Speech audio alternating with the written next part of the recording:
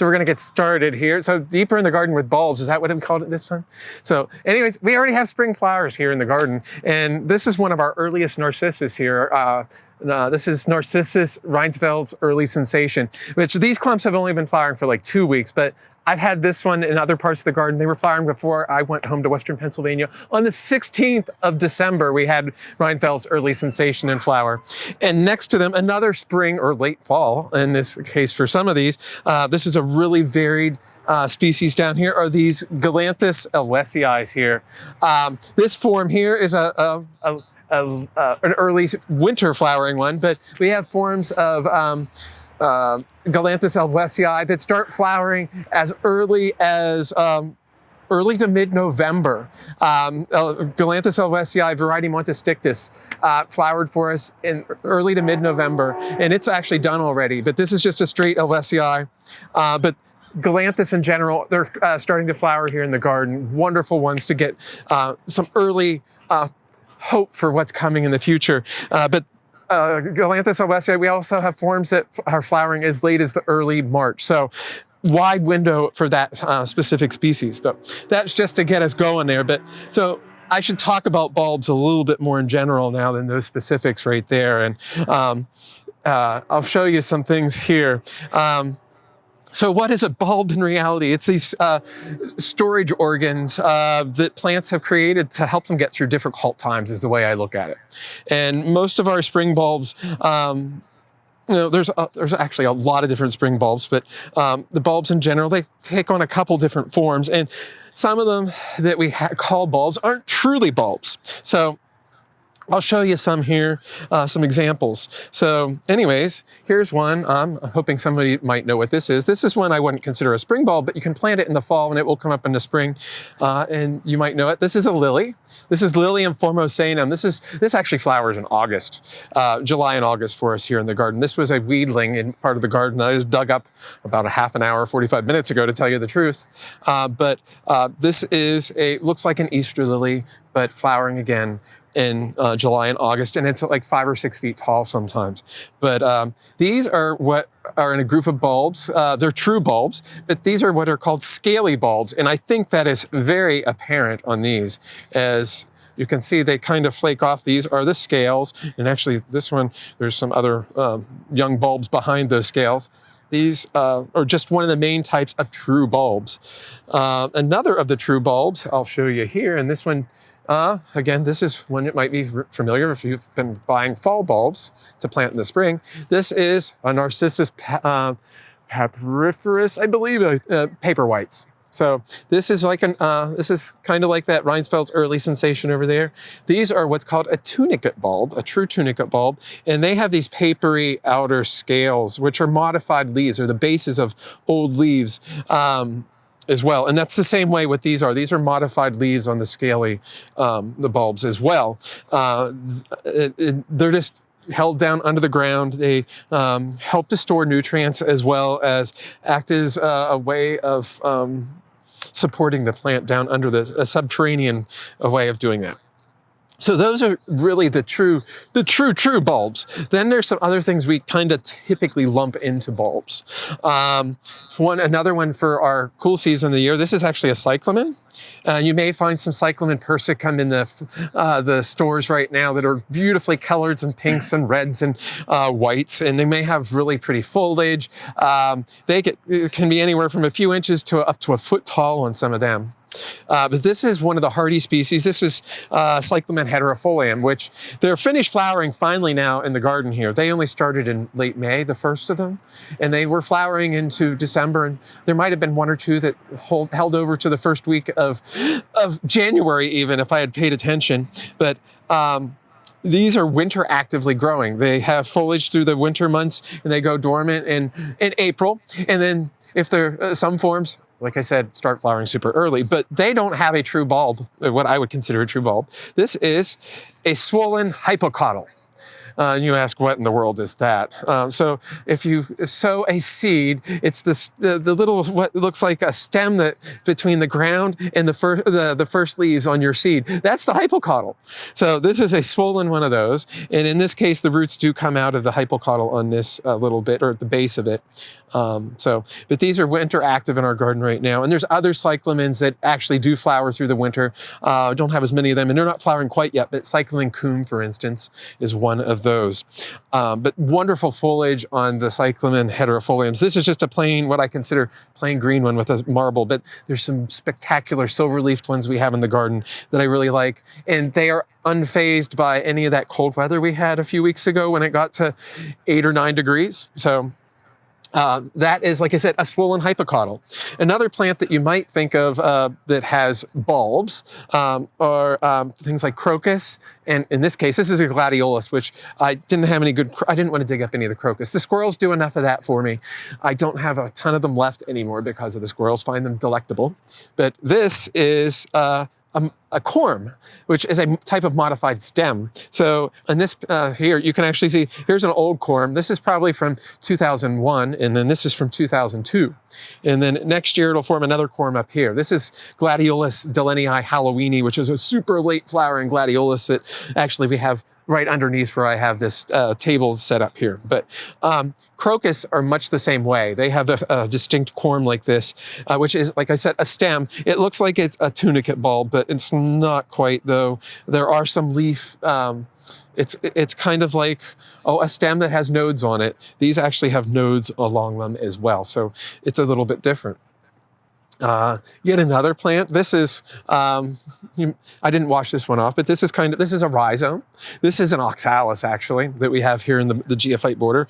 This is Oxalis triangularis, M-I-J-K-E. It's Mike is what I say.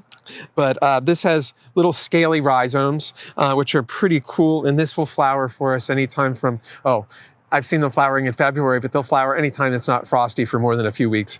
But anyways, in foliage, they're great, great house plant as well. So not truly a spring flowering bulb, but there are some oxalis that are grown for that purpose. But this one's a long season of interest for this oxalis. But just to illustrate a rhizome, which is sometimes lumped in with bulbs. And then we have another thing here. This looks like a potato. This is actually a syningia. So this is related to your African violet. This is Syningia tubiflora, which is a summer flowering tuber. For us here, it's from tropical and subtropical Central and South America. I'm not exactly sure where tubiflora is native, but most of them are northern South America. But again, African violet relative, and it has a tuber. If you ever have grown a florist gloxinia, you may find them occasionally. That's another syningia, that's Syningia speciosa, so it's a cousin to this, and it also has a tuber just like this. And all of these, what they have in common is they're all kinds of storage organs, again, to get them through the difficult times. And again, we lump these into bulbs. So that's just to illustrate some of the different diversity of bulbs that are out there, or bulb-like plants or structures. So we'll get into a few things that you might find in your garden center or have purchased already. It's getting a little bit late, but I wanted to touch on these now because it's still not too late for us, at least here in the Carolinas, or at least most of the Carolinas. South, it's still, the soil is not frozen here. I tell my family back home in Pennsylvania, yeah, when it's really bad, we get an inch or two of frost, and it's instead of a foot or two of frost. And you go in the upper Midwest, even maybe more than that. It's a little late for planting there, but for us here, we can get away with this. We can actually plant some stuff still. So if over for the next 2 or 3 weeks, it's still probably safe to, if you can find them, you can get some bulbs actually at a discount. And that's what I actually did here, to tell you the truth. So I'll show you a few, and I might do a little demo here later on, but what I got were some to show you. This is Anemone blanda. Which it looks like little stones is what you get. And actually, I'd like this one because it actually came inside of a bag with some wood chips in it, which kind of protect these. These are a little bit different. These are a tuber again, not a true bulb. And if you look very closely, there are eyes on this end. They don't have a distinct shoot like some of the tunicate bulbs or the other bulbs, but so you can figure out which side is up and which side is down if you look really close. But these didn't look like this yesterday when I got them and opened them up. I actually soaked these in water overnight. These have a much better chance of having success with them if you soak them. It kind of wakes them up. Otherwise, they might just sit there and not do anything for quite some time, and it gets too late. You can wake them up a little bit early that way. These are actually from Southern Europe and the over into, I think, Asia Minor a little bit. You'll find Anemone blandus. And there's some other anemones. Anemone coronaria is another tuberous one that you can find in the fall. You can even plant them in the spring further north where they're not hardy, but these are hardy zone 5 at least, if not zone 4. Let's see if, yeah, zone 4 are here based on the box. I used to grow a few of these back in Pennsylvania as well. So, but I've never had high success with getting a lot of them, but I wasn't soaking the tubers before I planted them. So I did that. I soaked these last night, and I'm going to plant these a little bit later on. But these are gorgeous little things. They look like little daisies. They're not daisies. They're actually closely related to buttercups. So in the ranunculaceae. And again, those are Mediterranean origin, but there's anemones that are found throughout the temperate world, both north and southern hemispheres. You can find anemone species. So, and they're not all tubers. Some of them are just rhizomatous things. There's a lot of variety in them, or just fibrous rooted plants. So, but a couple species have these true tubers. Another plant that you're probably familiar with are tulips. Tulips, it's getting a little late to plant a lot of them, especially if you're getting the large flowered tulips. But these are one of the small flowered ones. This is one called honky tonk, I believe. And they say this is deer resistant. I can't believe that. But anyways, I will say honky tonk is one that has done really well for us here in the garden for years. There's probably some that we have that have been here since 2007, actually, when I remember first planting some here. It's one of the species type tulips. I forget what this one's classified as, but this is not a real complex hybrid one. I do love this one. It has a soft pastel yellow with just a blush on it. It only gets maybe 6 to 8 inches tall when it's in flower. And they flower earlier. That's a key thing with your tulips if you're growing them here in the South. You want to grow cultivars or species that are active earlier in the winter and are up early and then flower early. So they finish their life cycle before it gets so darn hot here. The big flowered ones, typically they don't get going until it's too late in the season, and they don't regain enough nutrients from having their leaves out before they are forced to go dormant due to our hot weather. So these are some I'm not afraid to plant here. Only with this, like I said, I question the deer resistance on this one, but it might be that it just catches the deer off guard. They're not the tall ones. You have to reach down to get these. But squirrels and deer both, I have a habit of eating the tulips in my experience. Even here in the garden, I find tulips pulled out, and the bulb is lunch for the squirrel, or a midnight snack for the squirrel. You know, he comes along, I find them pulled out. But these are ones, if you want to try some tulips here in the South, go for Clusiana tulips. This honky tonk, there's is another one, and like I said, I can't remember the species offhand on this one, but the smaller species tulips have a much better chance for us here than the large ones. But you need to get those planted ASAP. You can also force them in pots and in your refrigerator, and that way you can at least eliminate the factor that a squirrel could come along at night or in the morning and dig up your bulbs before they can do their thing. But tulips are a true tunicate bulb. Another one, and this is one you don't have to worry so much about, are alliums. And you know what alliums are? Onions. And this is one I find really cool. And we got a couple of these in the garden last year, but I bought a couple more bulbs. This is Allium schubertii. It looks like a fireworks going off. The inflorescence have different lengths of the pedicels on the flowers.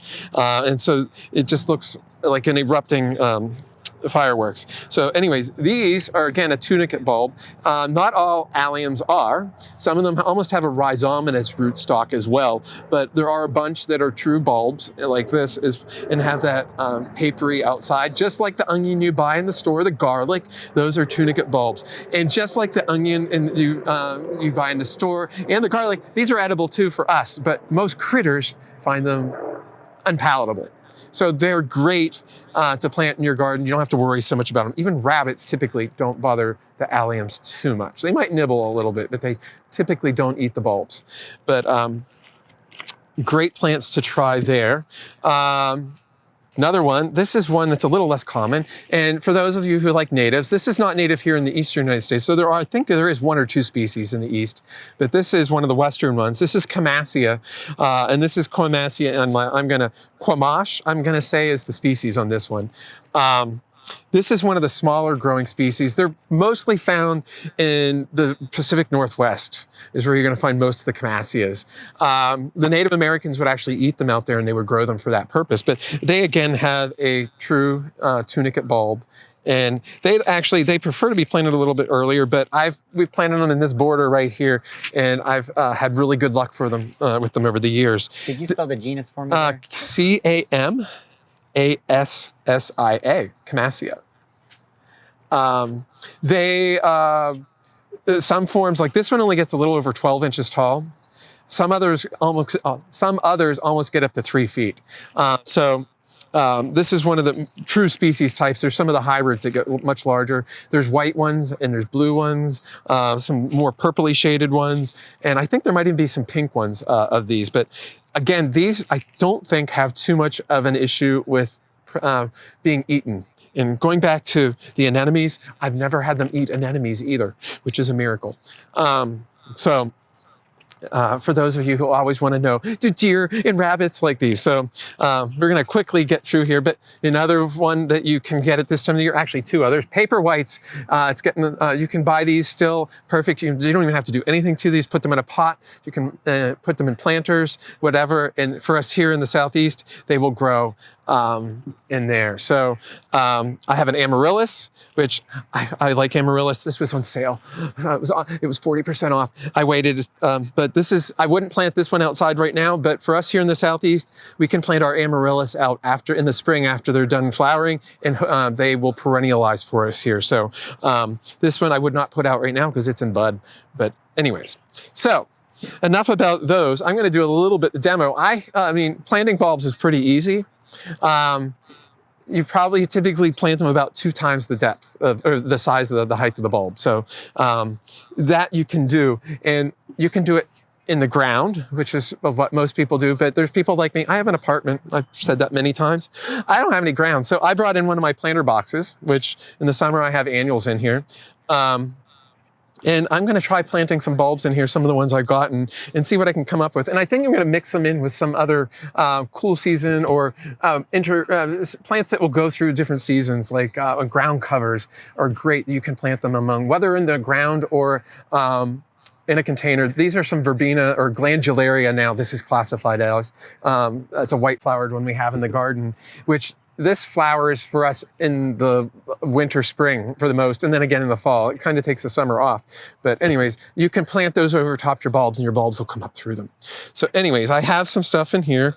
I'm gonna just do a quick planting here. I have several different bulbs. I have these alliums. I'm gonna put them on the side. We're gonna see what happens here. I can put in a container, you can get away with putting things closer than you would even in the ground, because this is going to be somewhat temporary. See, my depth is about twice the depth of those bulbs. I'm going to throw a little bit of soil or media in here. I'm not using potting topsoil, I'm using a potting media. I'm going to set this down here just for a minute. So I had the first layer in there, and you can layer your bulbs in here. So this is great here these are my planter boxes that go on my railing in my apartment. So, and I get fairly good afternoon light. I get 5 or 6 hours at least, if not more than that, throughout the afternoon and evening. I don't get morning sun where I'm at because I face west. But so I'm going to put some of these tulips in here, and a bunch of these I can put on the same layer. So I'm just going to put these all in here and see what I can come up with. Then I'm just going to space them a couple inches apart, and I'll show you that in just a moment, hopefully. So I actually can go over here. So my tulips are kind of the mid-size thing in here. They get maybe, I think probably 6 or 8 inches, 8 to 10 inches if it all goes as planned. So. Hey, Tim, real quick, what's that white flowered plant you got This there? it used to be Verbena canadensis, our native verbena. They've now reclassified the trail leaf verbenas into a genus called Glandularia. So yeah, isn't that fun? Love keeping up with names. I'm also going to put these anemones in here. And like I said, they have a tiny little... you can see the buds on them. So I'm trying to put those upright, but if you're not sure, you can plant them on their side. The plant will figure out what's up and what's down. So I'm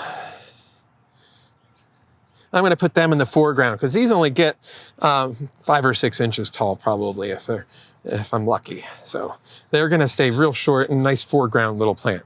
So, and I have the Camasias, which are going to be taller, and I'm going to put them towards the back.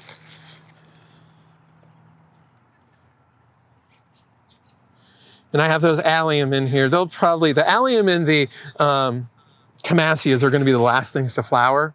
The anemone and the tulips should be fairly early on when they come into flower. So, and by that time, I might throw some other things in with these in the spring as well. So. This is going to be packed in here, which that's a great thing you can do with bulbs in a container.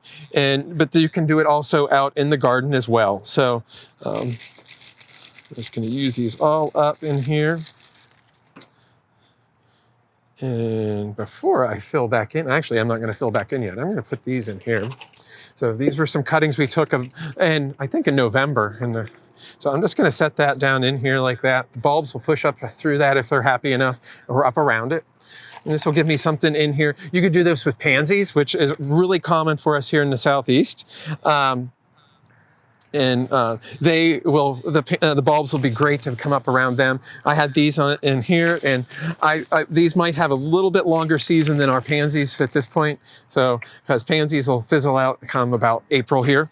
This could go into May, June, and hopefully still look nice. Other plants that might look nice with bulbs, whether in the garden or not, I have some ground covers here. I have an ajuga, and this is a green and gold, one of our native plant here. Little daisy, it only gets a few inches tall in the spring. And then ericas, some of the heathers, you can find them in the nurseries. Those are great companions with the bulbs, as well as things like hellebores, which I think I'm talking about maybe next month. I think that's the plan. All are great bulb companions, whether, again, like I said, container or in the garden. So, so there, I first kind of show you that, I'm sorry, but I put them in there and there's just a couple inches, but that's what I have to start with. I could put some other things in there. You could put some twigs and stuff in there just to give it some structure for the winter until the bulbs actually come up through. But I'll give that a good drink and a little bit of fertilizer because my media does not have any fertilizer in it, but that should make the bulbs grow and we'll have something to look at here in the spring. One real quick thing I forgot to touch on about when these were galanthus. These are some of those ones I showed you earlier that I was telling you the first thing when we started, Galanthus alvesii. This is the variety monostictus. These flowered in November. And the thing with galanthus, they are not always easy to get established when you buy dry bulbs, but if you can get them in the green, super easy to start them at this time of the year. If your friends have some, or if you have some that you want to share with your friends, you can divide these up, especially right after they're done flowering is a good time to do it. You can do it before, right as they're coming up too, but you can divide these up and space these out every like 4 to 6 inches apart, and you can make a great big mound really quickly with those. So that's just a recommendation. A great plant for us here are those galanthus. So do we have any questions about, sure do. Okay, about what I've covered here? Oh yeah, absolutely. Okay, so Sandy's asking, do y'all leave all bulbs, corms, etc. in the ground year round? Are there any we dig up for any reason? For here, I mean, there's a ton that we can leave in the ground. I don't do too many, but I'm sure there are some bulbs we can't keep in the ground here. If there's some of the tropical ones, some forms of crinum, for instance, we wouldn't want to leave in the ground that are tropical. I mean, there's bulbs from all over the world. Not all of them are hardy here. Some don't like that we lack a chill here. Like the larger flowered tulips are often grown as annuals here and pulled out and replanted every year. The tulips that I had here, the honky tonk, these, like I said, we've had some in the rooftop and in the scree, I know, since 2007. So they're long term. They have not spread, but they keep a nice clump. If the squirrels don't eat them. And in my screen on the rooftop, I have permatil, which kind of deters the squirrels, which is a wonderful thing. But I mean, it just kind of depends, but we have so many things we can grow here.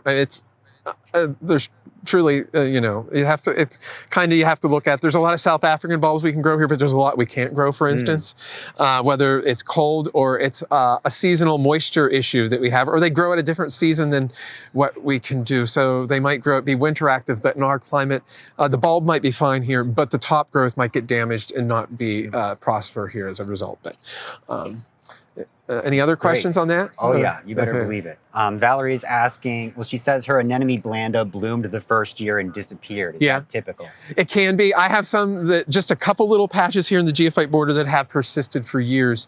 They're never heavy like you see the pictures like on the box, which I would love to go for. I've had better luck, like I said, with the coronariums in recent years than the blandas, but and they actually get tall enough that you can see them sometimes too. The coronarias will get this tall. The blandas are 4 to 6 inches tall, and they sometimes get lost, I think. I would give them as much sun as you can. They are Mediterranean in origin, so they're probably winter active and go summer dormant. So if they're in a shaded location, when they have the leaves out, they're probably less likely to reflower again. So that might be one of her problems too. I don't know. It can be dependent on the location as well. So. Okay. So Sue's asking an interesting question. She says, is it too late to plant hyacinths? And I think it's... I would not. I mean, I think it's too late. I would still plant them right now. You have some time. They're pretty resilient hyacinths. So I think you probably still have a good chance to plant some of them in the ground if they're available. I would get it done within the next couple weeks. And there are, I know the place I got these, they said their bulbs were, they'd have them out for another week and a half or two, and then they're gone. So, but you can get some real good deals right now. So, but just make sure the bulbs aren't dried up. If you can see them in the bags like this, you can inspect the bulbs pretty well. These I couldn't inspect too much, but I did open the box just to see what they look like a little bit in their packing material. But yeah, do an inspection, and if the bulb looks good, I would go ahead and buy it and plant it right now. Like I said, you can get some real good deals. Sure. And we are, it's above freezing. You can also force hyacinth in a glass or in a pot them. You can put them in a refrigerator if you're not storing fruit. And you can chill the bulb in there for a couple weeks. And that'll give you a little bit of an advantage over even if we don't have quite the chill that we might normally have. Since we are getting milder, I think, in our winters. We might not have another day like we did back in December 23rd. So, and I think we're the third warmest January on record right now this month is what I heard last night. So we've only been down to about 25 this month. So no kidding. Somebody's asking, what's the latest they can plant a little further east in North Carolina? I mean, right now, we're going to run into lack of chill if we go too much more into February than the first week or so, because you need that chill hours to get them to come out of dormancy. So that's what I'm more worried about at this point. But if you can get them, plant them ASAP. Okay. There's a bit of kerfuffle in the chat here about voles. So... First off, do voles eat anemones? And then we're not going to discuss how to get I don't know if they voles. eat anemones. I don't have an issue with anemones here in the garden, but I have bad rabbits. They have not touched the anemones, and they love the tulips, crocus. They don't touch daffodils too much, but some of the other things that I worry about they don't touch, and squirrels haven't touched the anemones either. Those are the squirrels and rabbits are my issue here in the garden. I can't speak to voles, unfortunately. Okay, can you give us some tips on how to deter voles, maybe? Permatil is a good soil additive that you can do for that, or add some other gravel type aggregates to the soil that are sharp, not rounded pebbles. Will sometimes deter squirrels from getting in there.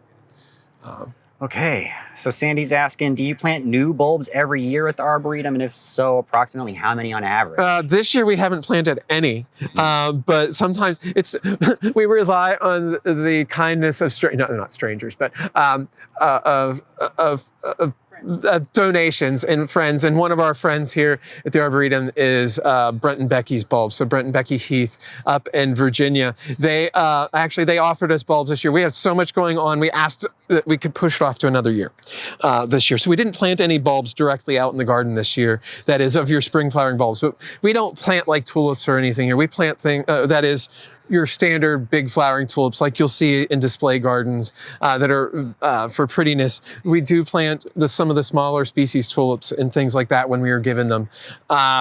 And narcissus are wonderful. The camassias, crocus we get, and I lose a lot of my crocus to squirrels. They find them delectable, but we often do plant them when we have them. We've planted fritillaria. I don't get good luck with fritillaria here, which at least the crown imperials, some of the other bulbs make fritillaria it starts with an M, the checker lily, I can't think, but anyways, it starts with melan. I can't spit it out. That one has done okay for us, and a couple others. Lilies are excellent for us here. Galanthus, if you can get a few of them started, even if they don't all take, if you get them dry, they may plant a bunch, is you have a chance, if you get a couple going, you can divide them after a few years, and they do well. But we don't like dig lilies or dig bulbs to replant. We don't plant them in big masses every year. Okay.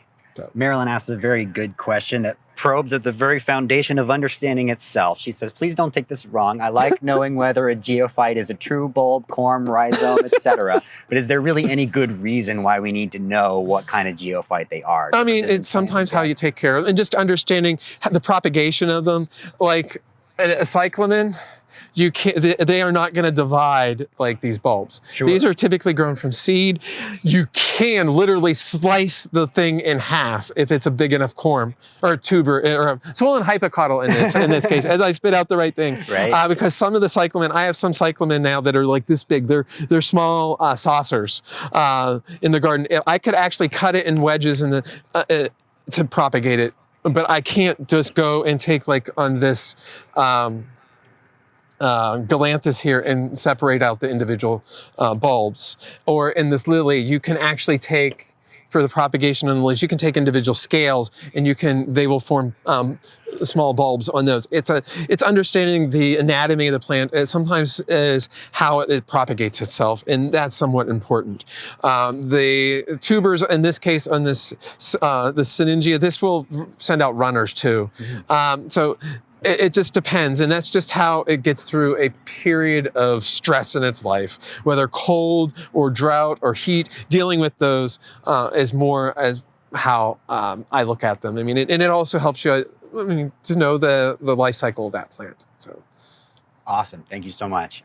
Candy's asking, do you cut off the foliage of the bulbs after they bloom? And do you have to leave the foliage on if you're going to save your bulbs for next year? Yeah, you sound like my mom says. It's like, oh, the amaryllis, it's done flowering. I can throw it back down in the basement. No, you need to give it light. The plant needs light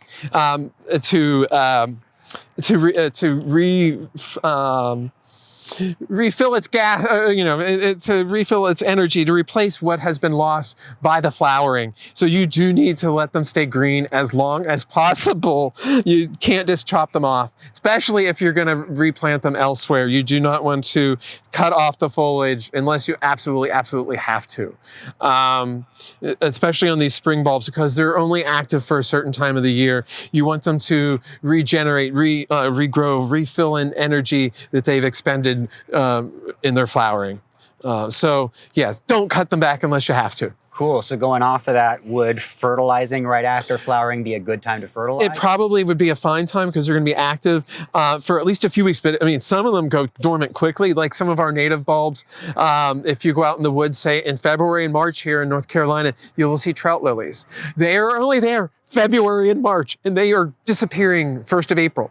So you might have to, if you can, you may fertilize just a few weeks in advance, just as they're coming up, because their roots are active then. They're going to go, a lot of our vernal herbs or vernal spring flowering bulbs are only active for such a short time, and they're only going to be absorbing the nutrients when they're actively in root, actually. They're getting stuff from the sun, yes, but they're actually, their roots are going to be active much longer. So if you can do it before they're actually in flower or coming up, it might be advisable to do it a month or so in advance of when you expect them to see them. Like iris and stuff, if I wanted to fertilize this, I probably would have been good to do this, say, in November or December.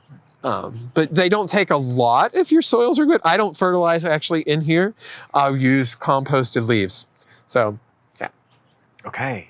What kind of soil, moisture, and sun/shade during leaf growth in the summer do galanthus want? Galanthus could care less in the summer. They're dormant. Okay. And they do real well in deciduous shade because they're active in November, December, January, February, March, and into early April. So then they're going to sleep by the 1st of May. So sunlight in those times is perfect. The soils, they can be dry through the summer for the most part, but not parched for your galanthus. They don't want to totally dry out. They're often woodland species, but they don't want to be parched. But again, it's just like if there's a good duff layer of on there, you don't have to irrigate them in the summer. So in our climate. Okay, somebody's asking, what is the name of the company you mentioned for bulbs? Brent and Becky bulbs. Brent and Becky. Brent and Becky's. Just search that, you'll find them. But they've been great to us over the decades. And there are there's other bulb companies too, but they're one that they support the Arboretum. And if you purchase stuff from them, and you let them know that you're purchasing it, and you can say, would you support X organization, which can include us? And so. Okay, in the interest of time, we will do 3 more questions. Okay. On average, how many years do bulbs come back? It just depends on what it is. And I mean, it might be decades and decades, or it might just be a few years, just depending on the cultivar even. Sometimes some don't persist real well. Like some of our narcissus in the garden, we've had narcissus February golds I've been here 17 years, and they've been well established out in the East Arboretum for probably 10 or 15 years prior to me being here, and they still flower. Well, there's other narcissus that will disappear in a couple years, 2 to 3 years. It just depends, cultivar. It depends on what the soil type is. If we find the right spot for them, they may persist. Not everything has the same life cycle. Crinums, which aren't necessarily a spring bulb, but we have here in the geophyte border, they can literally last 100 years in your garden. They will outlive the people who planted them, the buildings that they are planted around. They are difficult to kill. They will, even as long as they're not totally shaded out for too many years, that is, they will even persist in the shade, but they won't flower and prosper. But you can move them into the sun and they will survive and perk right back up. So, it's just like humans and other animals. We have different life cycles, very different on how long we live. So perfect. Yeah. When is the best time to plant iris bulbs? What kind of iris? Oh, why'd you have to throw that? There's so many iris bulbs, which whenever I'm thinking of iris bulbs, I'm thinking of some of the true bulbs in this case, or corms that some of them have. Right behind me, I have iris reticulata groups back here. And then I also have some Dutch iris back here. I would plant them in the fall here if you can, but at this time of the year, I've planted them fine in January, no problem. Further north, Dutch iris, you might even plant in the spring, but because they're not totally hardy there. But it just depends. Bearded iris, rhizomes, you can move them any time of the year. But you're going to find your Iris reticulata groups and your Dutch irises most often in this area in the fall and early winter in the stores. So that's when you plant them. Awesome. So. Okay, and final question. Anything other than anemones do you recommend soaking before planting? Those are the only ones I know offhand. But you'll have a better luck if they have been soaked and then watered in well once they're planted, which I'm going to take this home and I'll water this up when I get it home to keep those moist. Okay. Because with the anemones, they're from the Mediterranean and they get winter moistures. They'll get heavy rains. Think of California right now, heavy rains, and then it'll dry off through the winter. So that rehydrates them and then they become active and they do their thing and then they go dormant. So. Awesome.